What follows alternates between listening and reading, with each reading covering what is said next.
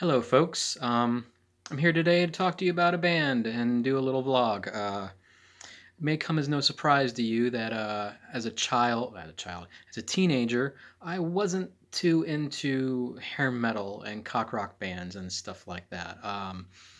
Just never appealed to me, never liked it. And then as I got older, it was like, well, why the hell would anyone listen to this manufactured crap that's, made for teenage girls to sort of get their money and run. So it's funny to me also that like back in the day, there was a show called Headbangers Ball where like you'd see Napalm Death and Cannibal Corpse and stuff like that. And it's funny how nowadays we all talk about how hair metal is just like other metal, and it was not that way back then. Like they fucking hated hair metal.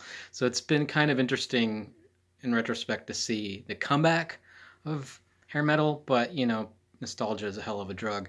But anyway, when I first got my CD player back in, um, I got a few good CDs, but I did get one CD that was just crap.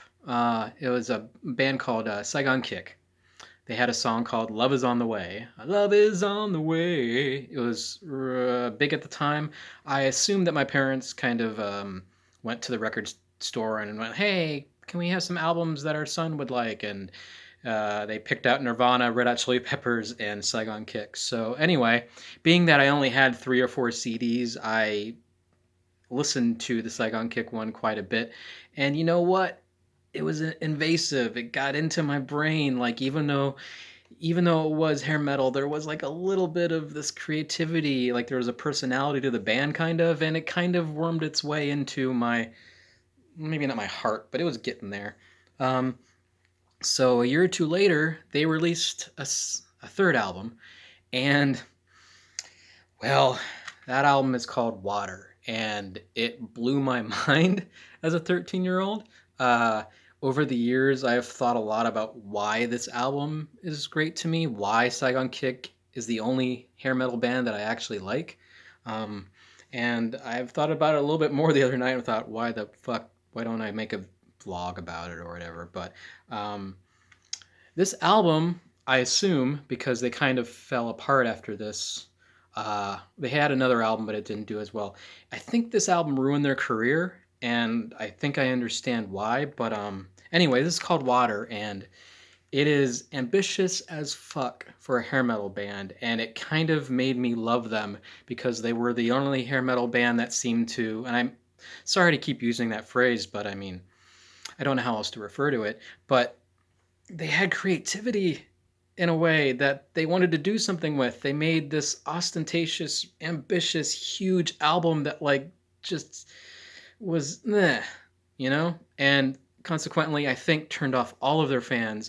And I find that really endearing that this band just like shot for the fences and just fell apart. And I wanted to talk about why it's that way. Now, the first track is Safe. They do what they've done on their other albums, a rocker, get in there and rock.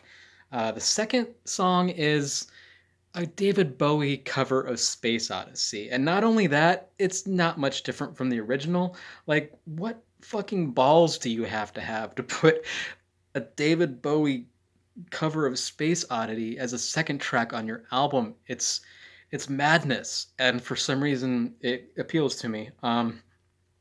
The third song has an African American choir in it that sort of reminds me of like Billy Joel when he did that sort of thing in the 90s. And also the first track has some of that as well. It's interesting again that hair metal band breaking conventions and doing all these strange things uh, just I think is really kind of neat with this band. The fifth song has a questionable title that I won't repeat here. Not that it's that bad, but it's about war and about refugees and about stuff like that, which hair metal, buy my album, you know, as a young teen and hear songs about, you know, bigotry. So that was, unique.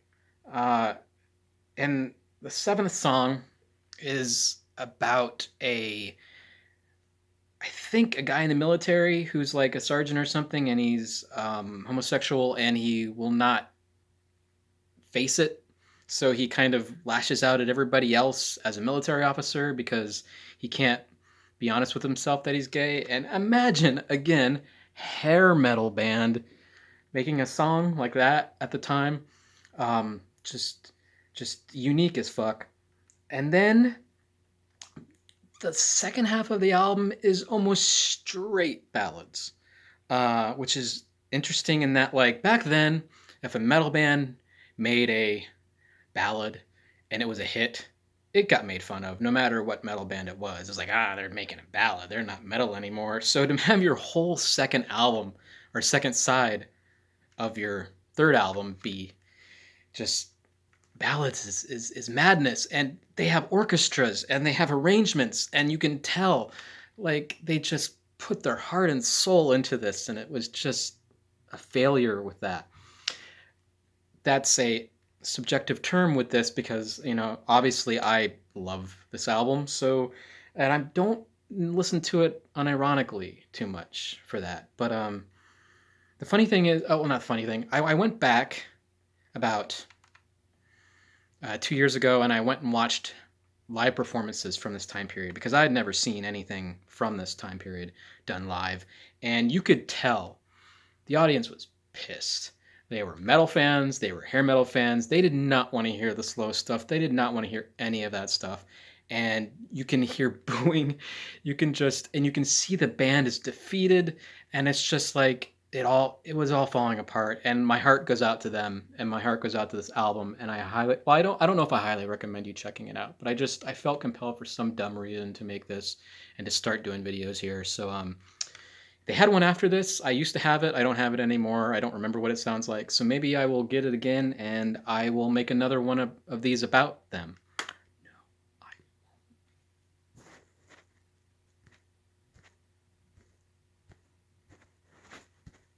fucking turn off.